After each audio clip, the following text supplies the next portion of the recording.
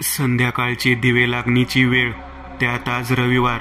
रवी लॅपटॉपवर एक मूवी बघत होता. तहान लागली आणि म्हणून त्याने पाणी पिण्यासाठी किचनकडे पाय वळवले. कानातून इयरपॉड काढले आणि किचनच्या जवळ आला. पाणी पिऊन तो परत बेडरूमकडे जाऊ लागला, पण स्टोअर रूमच्या दाराजवळ येत तो थांबला. दरवाजाच्या पलीकडून एका म्हातारीच्या खोकण्याचा आवाज येत होता. म्हातारीला कसला ठसका लागला होता कोणास ठाऊक, पण तिचं ते खोकणं आता त्याच्या छातीची धडधड वाढवू लागलं. तो दरवाजाजवळ हळूहळू चालत आला आणि त्याने दाराला कान टेकवला. तिच्या खोकण्याचा आवाज आता अगदी दाराला चिकटूनच यावा इतक्या जवळून आला. तो मागे सरकला. ए चिकू, ये ना रे आत, ये ना. एकदा तुला बघायचंय रे मला. आता मोठा झालायस असं ऐकलंय मी. म्हातारी खोकता खोकता बोलत होती. चिकू, हे तर माझं लाडाचं नाव.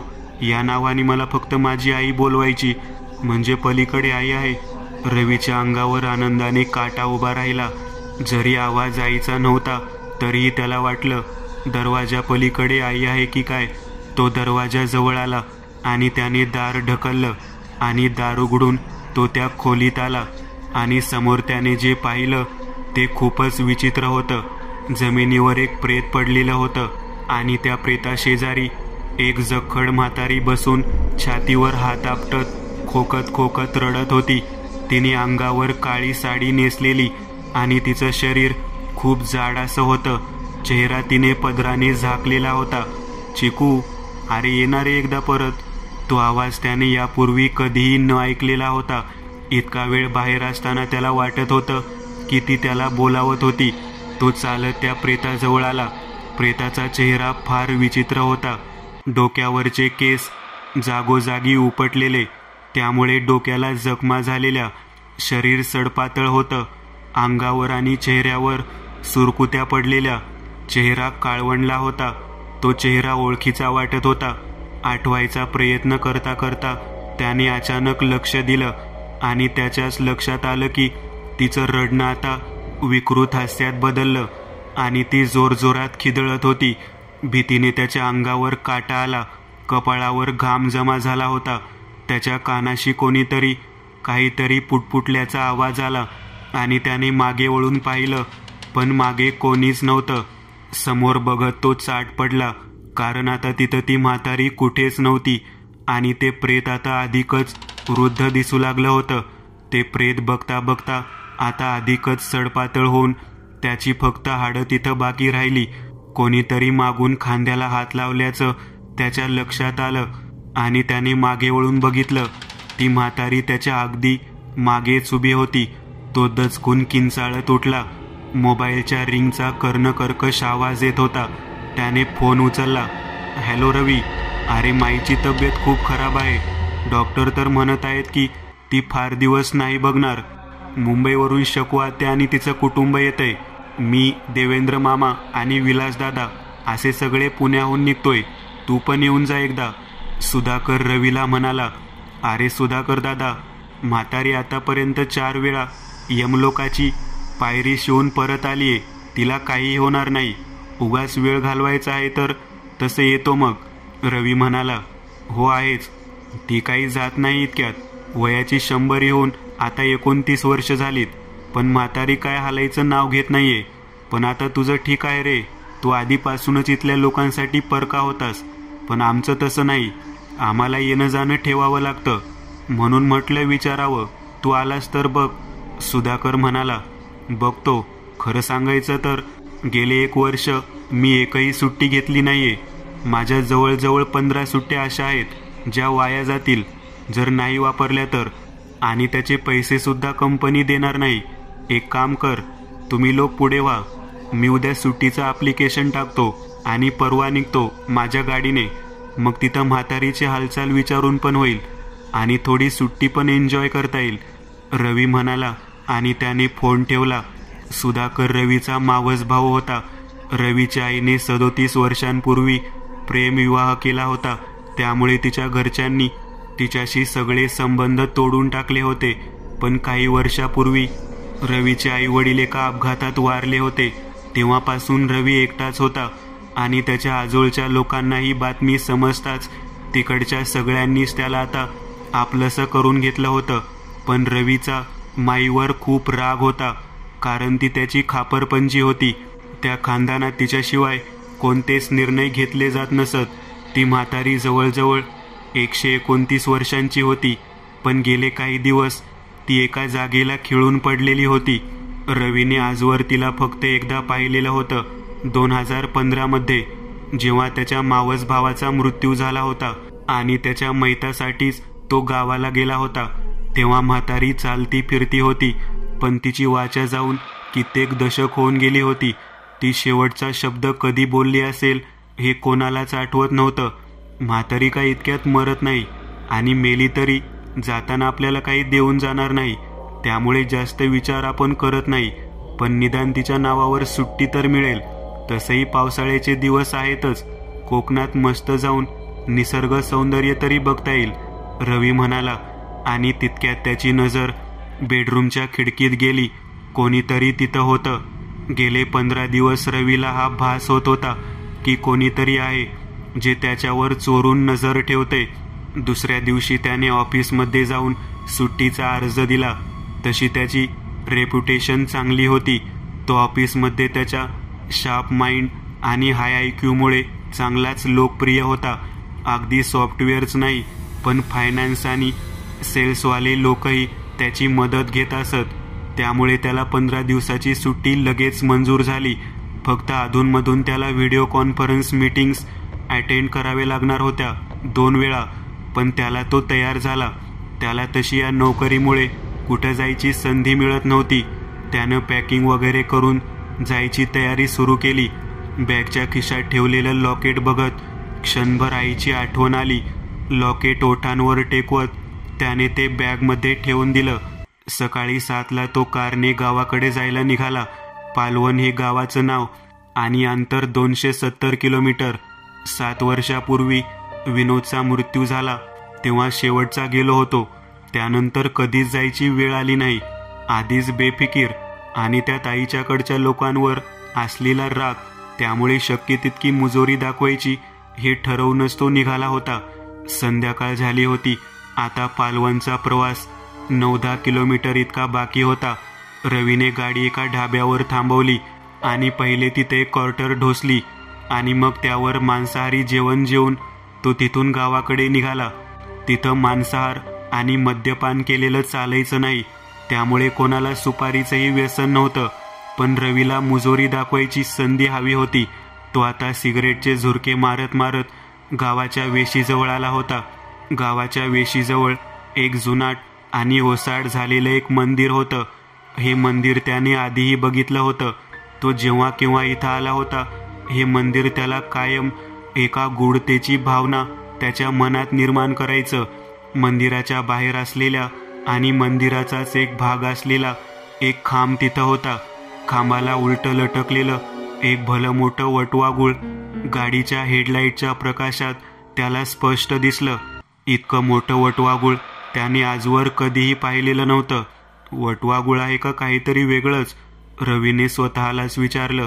गाडी तिथंच थांबवत तो त्या वटवाघळाचं निरीक्षण करू लागला. बाजूच्या झाडीतून सळसळ असा आवाज आला आणि रवीने त्या दिशेने बघितलं, पण तिथे कोणीच नव्हतं. त्याने आता पुन्हा एकदा नजर वटवाघुळाकडे फिरवली, पण आता त्या खांबाला लटकलेलं ते भलं मोठं वटवाघूळ देखील आता तिथे नव्हतं. रवीने मंदिराकडे एक नजर टाकली. गाडीचा गिअर टाकून तो आता गावात शिरला. वाड्यासमोर गाडी थांबवत तो गाडीतून उतरला. वाड्यामध्ये लाईट चालू दिसत होते. साला रात्र होत आली तरी हे लोक जागे कसे? म्हातारी खपली का काय? रवी गाडीतून उतरत दरवाजाजवळ आला. वाड्याचं दार कायम उघडच असायचं, तसं ते आजही उघडच होतं. खांद्यावर बॅग अडकवत तो दारात काही क्षण उभा राहिला. दारावर टकटक करत त्याने आवाज दिला, कोणी आहे का? इतक्यात समोरून पायऱ्या उतरताना त्याला त्याची मामी दिसली. अरे रवी, तू ये की आत. कसा आहेस तू? मामीने विचारलं. मी मजेत आहे. पायातले बूट वगैरे काढून बॅग बाजूला ठेवत रवी म्हणाला. मामीने त्याला पाणी आणून दिलं. तिला दारूचा वास देखील आला होता. पण ती काही बोलली नाही. आता हळूहळू खोलीत एक एक नातेवाईक जमा व्हायला लागले. सुधाकर, दिलीप, शकू आत्या, त्यांची मुलं असे सगळे जमा होऊ लागले. रवीचे मोठे मामाही तिथे आले. सगळ्यांशी इकडच्या तिकडच्या गप्पा मारत रवीने आता माईबद्दल विचारलं. मग खापरपंजी कशी आहे? रवीच्या त्या विचारण्यात एक विचित्र असा सुप्त आसुरी आनंद होता. माईची अवस्था काही खरी नाही. किती दिवस बघेल इथून पुढे काही सांगता येत नाही. मामी म्हणाली, आता ती झोपली असेल, त्यामुळे तू जेवण कर, आराम कर. उद्या सकाळी तुला तिला बघता येईल. मामी म्हणाली, करून आलोय रस्त्यात, मला फक्त माझी रूम दाखवा, जरा अंग अवघडले. रवी म्हणाला. मामीने त्याला त्याची रूम दाखवली.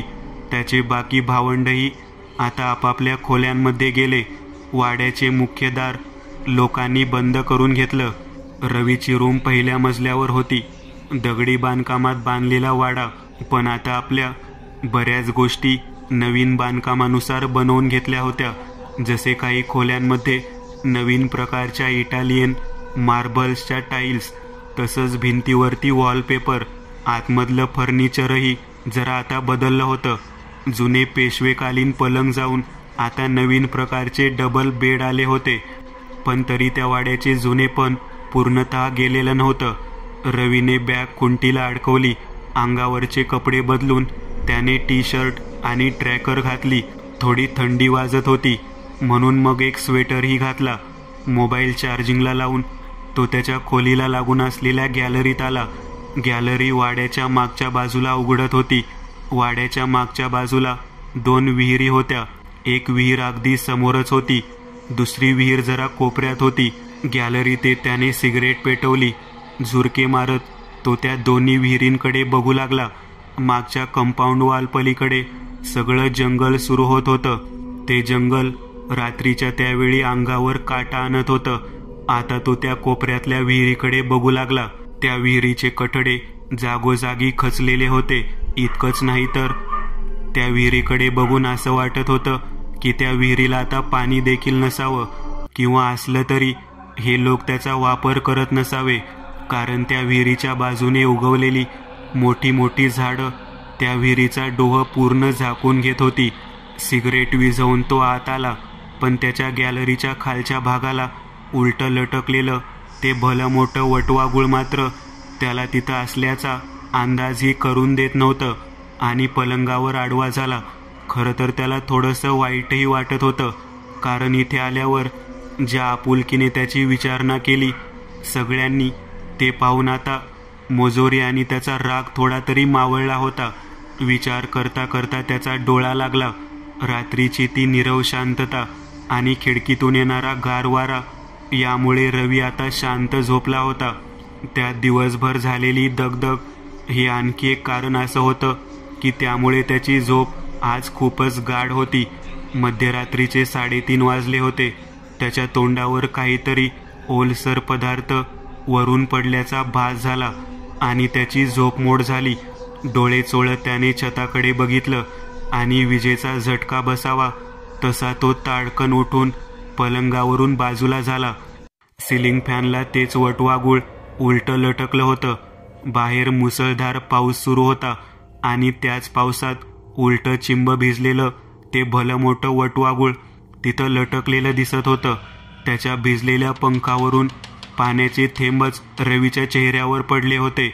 रवीने लाईटचा स्विच ऑन केला, पण लाईट गेली होती. त्याने बाजूच्या टेबलावर ठेवलेला मोबाईल काढला आणि त्याचा टॉर्च सुरू केला. तो टॉर्च लाईट त्या वटवाघुळावर मारताच फडफड करत खोलीतून उडून बाहेर निघून गेलं. शट, हे काय होतं? हे तर तेच वटवाघूळ जे मला त्या गावाच्या वेशीच्या बाहेर असलेल्या मंदिराच्या इथे दिसलं होतं. पण हे इथं कसं काय? माणूस माणसाचा पाठलाग करतो हे तर ऐकलं होतं, पण वटवाघूळ कधीपासून माणसाचा पाठलाग करायला लागली? रवी विचारात पडला आणि त्याने एक सिगरेट पेटवली. सिगरेटचे कश मारत तो पुन्हा गॅलरीत आला. सुरुवातीला त्याची नजर समोर असलेल्या घनदाट भयान जंगलाकडे होती.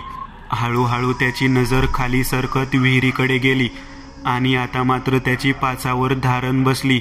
अंधार असल्यामुळे नीट काही दिसत नव्हतं, पण विहिरीतून कोणीतरी घाईघाईने पाणी काढून घेत अंगावर ओतून घेत होतं.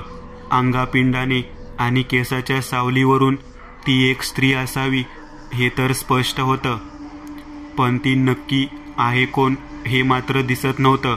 रवीने मोबाईलचा टॉर्च लाईट मारत बघायचा प्रयत्न केला, पण टॉर्च लाईट तिथपर्यंत पोहोचू शकत नव्हता, त्यामुळे त्याला फारसं काहीच दिसलं नाही. ती बाई घाईघाईने पाण्याने भरलेल्या बादल्या बाहेर काढत होती आणि अंगावरून ओतून घेत होती. पुढची 5 मिनिटे हाच प्रकार रवी नुसता डोळ्याने बघत होता, पण खाली जाऊन बघायची त्याची हिंमत नव्हती. पण त्याच्या मनात बरेचसे प्रश्न उपस्थित होते. रात्री 3-3:30 वाजता विहिरीचं थंड पाणी अंगावर घेऊन कोण आंघोळ करेल बरं, आणि त्यात मुसळधार पाऊस येतोय. तरीही अचानक खोलीतील लाईट चालू झाली आणि खोलीतील दिवा उघडझाप करत चरचर आवाज करत प्रकाश फेकू लागला. अचानक झालेल्या प्रकाशाने रवी जरासा दचकला आणि काही सेकंदासाठी त्याची नजर खोलीच्या आतमध्ये गेली. आता लाईटचा प्रकाश व्यवस्थित दिसत होता. उघडझाप होणारा दिवाही आता स्थिर होता. रवीने आता पुन्हा नजर विहिरीकडे फिरवली. आता विहिरीच्या इथे कोणीही नव्हतं. आता मात्र रवीच्या मनातलं भय वाढू लागलं होतं. गॅलरीचं दार बंद केलं, खिडकी बंद केली आणि तो पलंगावर येऊन आडवा झाला. कदाचित मी दारू पिलो असेल. 270 किलोमीटरचा प्रवास नॉनस्टॉप केला आणि सगळं एकाच दिवशी झाल्यामुळे मला भास होत असतील, असा विचार करून त्याने स्वतःची समजूत काढली आणि डोळे मिटून तो शांतपणे झोपला. त्याला काही मिनिटात झोप लागली. उजव्या कुशीवर झोपलेल्या रवीला ही कल्पना देखील नव्हती की त्या पलंगावर तो एकटा झोपलेला नव्हता. त्याच्या बाजूला घनदाट केस असलेली एक स्त्रीही आडवी झालेली होती. ती त्याच्या पाठमोऱ्या शरीराकडे वरपासून खालपर्यंत नुसतं बघत होती. तिचे घनदाट काळे कुरळे केस नितंबापर्यंत येत होते. चेहरा पूर्ण काळा पडलेला, डोळ्याखाली काळी वर्तुळं आणि डोळ्यातली पांढरी बुबुळं, काळे पडलेले ओठ, अंगावर एक काळी नऊवारी साडी आणि मजबूत शरीरयष्टी. तिचे एकूण रूप खूपच विभत्स आणि भयानक होतं, पण रवीला या सगळ्या गोष्टीची किंचितही कल्पना नव्हती.